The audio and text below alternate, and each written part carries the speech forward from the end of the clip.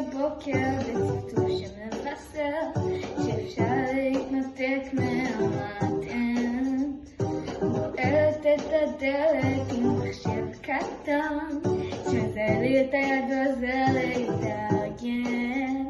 לא שוטפת את הפנים כי מסוכן להתחשמל, מתעוררת או נדלקת, מתחילה